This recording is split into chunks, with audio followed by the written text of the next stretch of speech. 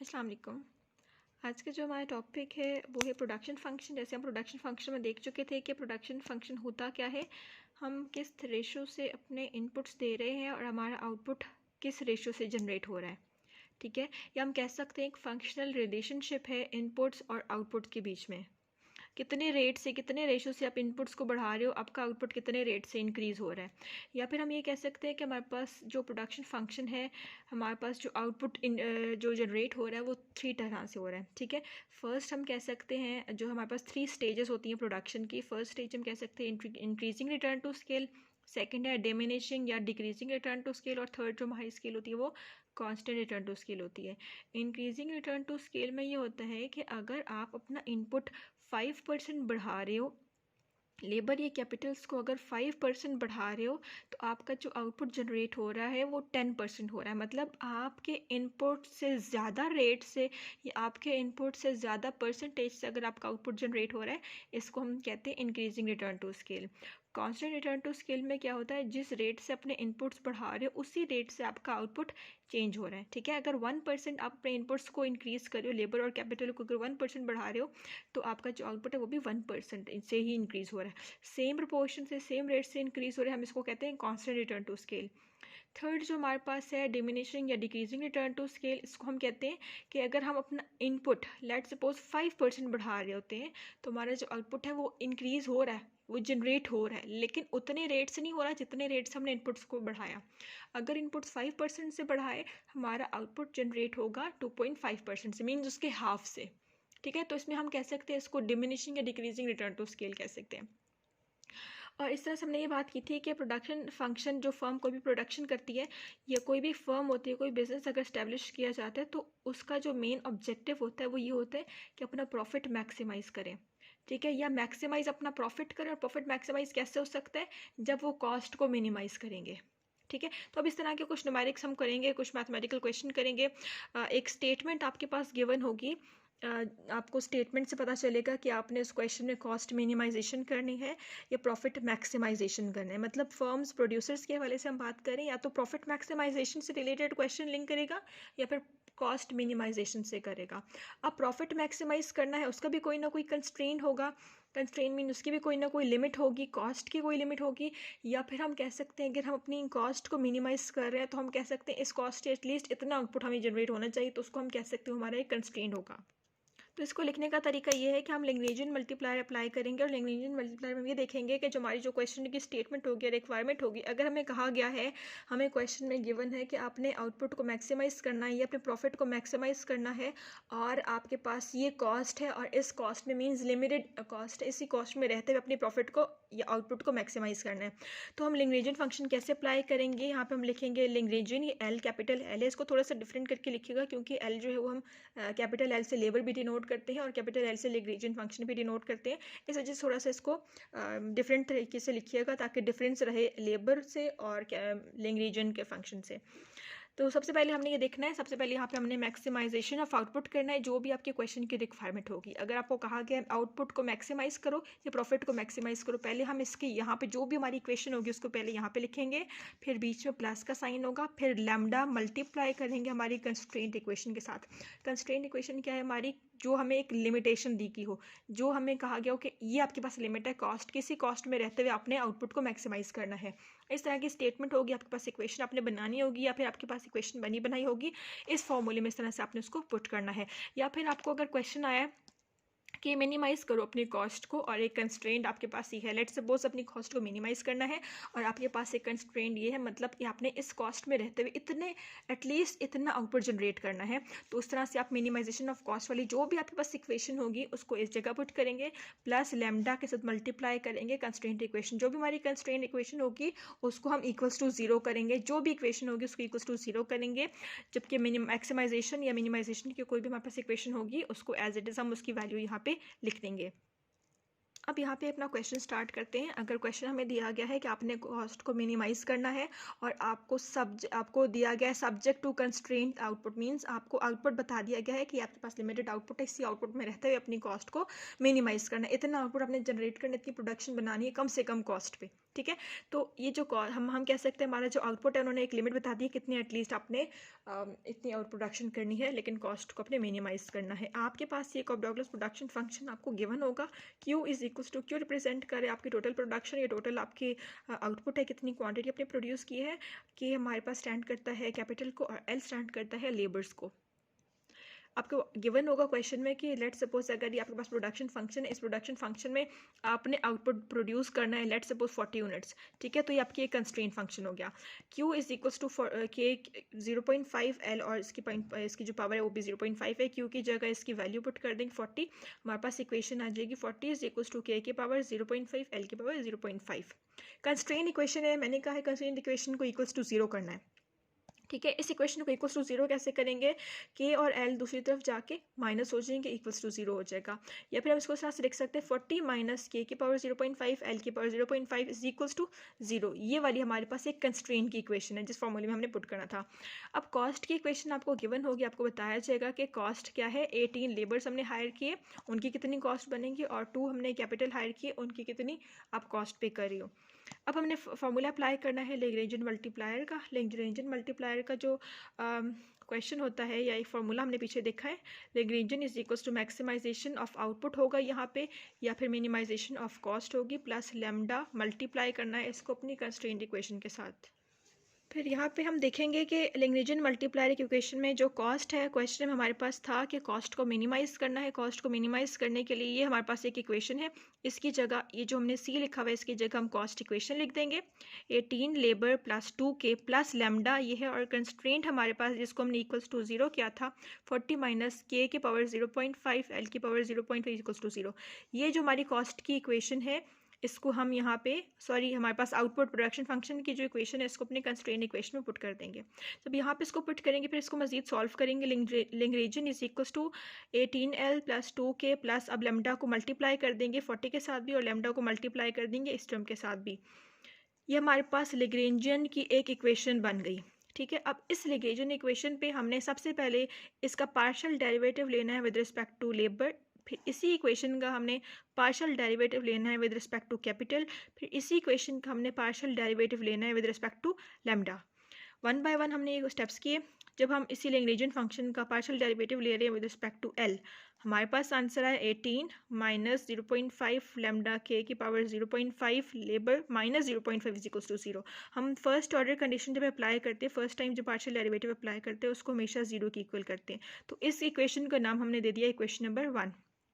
Second जो हमारी equation है, हम इसी लैग्रेंजियन फंक्शन को अब इसका पार्शियल डेरिवेटिव अप्लाई करेंगे कैपिटल के रिस्पेक्ट से, ठीक है। तो हम इसके अब कैपिटल के रिस्पेक्ट से डेरिवेटिव अप्लाई करेंगे इस वाली इक्वेशन का, हमारे पास आंसर आएगा 2 माइनस लैम्डा 0.5 के की पावर माइनस 0.5 लेबर की पावर माइनस 0.5 इक्वल्स टू 0। ये हमारे पास सेकंड इक्वेशन है। जब हमने कैपिटल के रिस्पेक्ट से डेरिवेटिव लिया इसको हमने इक्वेशन नंबर 2 का नाम दे दिया। फिर इसी लैग्रेंजियन फंक्शन पे हमने पार्शियल डेरिवेटिव अप्लाई करना है विद रिस्पेक्ट टू लैम्डा। अब हमारे पास आंसर आ गया 40 माइनस और हमारे पास ये वाली वैल्यू, इसको भी इक्वल्स टू 0 करना है। अब हमने क्या करना है, लैम्डा के पर्सपेक्टिव से सॉल्व करना है। इक्वेशन 1 को लेना है हमने, ये वाली इक्वेशन है, और इसको सॉल्व करना है, लैम्डा की वैल्यू निकालनी, एक इक्वेशन बन जाएगी। तो 18 माइनस ये वाली वैल्यू है, इसको हम ये वाली माइनस वाली सारी उधर चली जाएगी तो पॉजिटिव हो जाएगी। 18 इज इक्वल्स टू ये हो जाएगा। हमने लैम्डा को एक तरफ करना है, बाकी सारी वैल्यूज़ को दूसरी तरफ करना है। ये 0.5 यहाँ पे मल्टीप्लाई हो रही है, दूसरी तरफ जाके डिवाइड हो जाएगी। 18 डिवाइड बाई 0.5 हमारे पास आंसर आ जाएगा 36। बाकी टर्म्स एज इट इज साथ हैं, आप यहाँ पे देख सकते हैं। माइनस 0.5 पावर में है, इसको आप अगर डिनोमिनेटर में लिख दो तो इसकी पावर पॉजिटिव हो जाएगी। इस स्टेप में आप देख सकते हो 36 इज इक्वल्स टू लैम्डा के की पावर 0.5 डिवाइडेड बाय लेबर की पावर 0.5। अब यहाँ पे डिवाइड कर दिया इसलिए कि ताकि ये जो नेगेटिव वैल्यू है ये पॉजिटिव में हो जाए। लैम्डा को हमने अलग करना है, ये जो लेबर है यहाँ पे डिवाइड हो रहा है वहाँ पे जाके मल्टीप्लाई हो जाएगा, ये कैपिटल लैम्डा से मल्टीप्लाई हो रहा है दूसरे जाके डिवाइड हो जाएगा। तो लैम्डा एक तरफ रहेगा और बाकी उसकी एक इक्वेशन बन जाएगी। हम आप देख सकते हो ये हमारे पास एक लैम्डा की इक्वेशन बन गई। इसी तरह से इक्वेशन नंबर 2 जो हमने निकाली कैपिटल के रिस्पेक्ट से डेरिवेटिव लिया, इसमें भी हमने इसको इस इक्वेशन को भी सॉल्व करके लैम्डा की वैल्यू हमने निकालनी है, लैम्डा की एक इक्वेशन जनरेट करनी है। ये हमारे पास इक्वेशन थी, हम बाकी सारी वैल्यूज़ को नेगेटिव थी दूसरी तरफ लेके पॉजिटिव हो गई। हमने इसको सॉल्व किया और लैम्डा की हमारे पास जो वैल्यू निकली है वो ये है। हमने दो इक्वेशन से, इक्वेशन 1 और इक्वेशन 2 से लैम्डा की वैल्यूज़ जो हैं वो निकाली है, लैम्डा की दो इक्वेशंस बनाई। अब हमने क्या करना है, दोनों लैम्डा की इक्वेशंस को आपस में कंपेयर करना है। Lambda equals to lambda. एक लैम्डा की इक्वेशन जो कि लेबर्स के पर्सपेक्टिव से हमने सॉल्व की थी और दूसरी हमने कैपिटल के रिस्पेक्ट से जो डेरिवेटिव लेके अप्लाई किया था उसको इक्वल्स टू इस तरह से करना है। यहाँ पे आप देख सकते हो ये 4 यहाँ पे मल्टीप्लाई हो रहा है, दूसरी तरफ जाके डिवाइड हो जाएगा, क्रॉस मल्टीप्लाई कर सकते हो, लेबर यहाँ पे जाके मल्टीप्लाई हो रहा है, कैपिटल वहाँ पे जाके मल्टीप्लाई हो रहा है। यहाँ पे 9 है, लेबर की जो अगर बेसिस सेम हो हम पावर उनको ऐड कर देते हैं, 0.5 प्लस 0.5 हो जाएगा 1, तो लेबर की जो पावर हो जाएगी वो 1 और कैपिटल की पावर वो भी हो जाएगी 1। हमारे पास आंसर आएगा 9L is equals to K। यहाँ पे जो भी आंसर आता है इस वाले को हमने अपपुट करना है अपने प्रोडक्शन फंक्शन पे, या हम कह सकते हैं जो हमारी एक कंस्ट्रेन होता है, कंस्ट्रेन इक्वेशन होती है उसको उसमें पुट करते हैं। ठीक है, अब हमारे पास कंस्ट्रेन इक्वेशन थी प्रोडक्शन फंक्शन पुट करना है। 40 इज इक्वल्स टू के की पावर 0.5 एल की पावर 0.5 था, के की जगह इसकी वैल्यू लिख देंगे 9L, उसकी पावर 0.5 और एल की पावर 0.5। 9 की पावर अगर 0.5 ले उसका आंसर 3 आएगा, एल की पावर 0.5 ले उसका 0.5 ही आएगा, एल की पावर 0.5 ले उसका 0.5 आएगा। और हम जब बेसिस सेम हो दोनों की तो पावर्स ऐड कर देते हैं, इस वजह से 0.5 और 0.5 ऐड होके 1 हो जाएंगी, लेबर की पावर 1 हो जाएगी, तो इस वजह से 3L आ गया, यहाँ पे रह गया। ठीक है, अब हम एल यहाँ पे लेबर की कॉस्ट निकाल सकते हैं, तो 3 दूसरे जाके डिवाइड हो जाएगा, लेबर की जो कॉस्ट आई है 13.33। यहाँ पे हम ये कह सकते हैं कि जो लेबर की कॉस्ट है, मतलब हमने 18 लेबर सेलेक्ट किए थे, 18 लेबर्स हम रखे थे और एक लेबर को हम इतनी कॉस्ट दें, हमारी कॉस्ट मिनिमाइज ही इस पॉइंट पे हम क्या, अगर लेबर को हम 18 लेबर्स हायर कर रहे हैं उनको इतनी कॉस्ट दें, हम कह सकते हैं हमारा आउटपुट मैक्सिमाइज हो सकता है इस कॉस्ट पे, अगर हम लेबर्स को इतनी कॉस्ट दें। उसके अलावा इसी में हम देख सकते हैं, अब लेबर की जगह हम कैपिटल में भी देखना चाहते हैं कि कैपिटल में कितना इंटरेस्ट पे करना है हमें, तो हमारे पास ये जो एक इक्वेशन थी 9L की जगह 13.33 पुट कर दें तो हमारे पास कैपिटल की भी वैल्यू आ जाएगी 120। ये रिप्रेजेंट कर रहा है कॉस्ट मिनिमाइजेशन इनपुट चॉइसेस। ये वो चॉइसेस हैं, ये आपके पास इनपुट्स हैं, अगर आप इनपुट लेबर को इतनी वेज दो और कैपिटल पे इतना इंटरेस्ट पे करो तो आपकी कॉस्ट मिनिमाइज हो रही है इस पॉइंट पे। उस तरह से एक और क्वेश्चन वो प्रैक्टिस कीजिएगा, आपके नोट्स में मेंशन है। अब नेक्स्ट टॉपिक जो हमारा है CES प्रोडक्शन फंक्शन।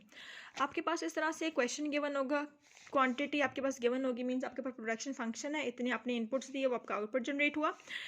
अब इसमें यहाँ पे आप देख सकते हो जो लेफ्ट हैंड साइड है इसको हम कहते हैं ये हमारे इतने इनपुट्स देंगे, और राइट हैंड साइड पर आप देख सकते हो इतना आपका आउटपुट जनरेट हो रहा है। हमने इस इक्वेशन को C से मल्टीप्लाई कर देना है, तो इधर मल्टीप्लाई करेंगे C से, हमारे पास QC या CQ आ जाएगा। यहाँ पे K को C से मल्टीप्लाई करेंगे, C के दोनों पे जो पावर है दोनों पे आ जाएगी, C के दोनों पे इसका 0.5 आ जाएगा। L की जगह L को भी C से मल्टीप्लाई करेंगे, 0.5 C मल्टीप्लाई बाई L 0.5 और होल पावर जो है वो स्क्वायर है। यहाँ पे आप देख सकते हो C पे अलग 0.5 पावर अप्लाई करो, K पे अलग 0.5 पावर अप्लाई करो, यहाँ पे C पे अलग 0.5 पावर अप्लाई करो, L पे अलग 0.5 अप्लाई करो, होल का स्क्वायर। ठीक है, यहाँ पे आप देख सकते हो इसमें इस इक्वेशन में C की पावर 0.5 को कॉमन ले सकते हो और अंदर आपके पास वही टर्म आ जाएगी। अब ये अंदर वाली टर्म जो भी आपके पास है ये आपके पास एग्जैक्टली क्यू निकली है। ठीक है, क्यू वाली टर्म निकली, तो आप यहाँ पे लिख सकते हो C की पावर 0.5 मल्टीप्लाई बाई क्यू, आप ऐसे भी लिख सकते हो, और होल के स्क्वायर।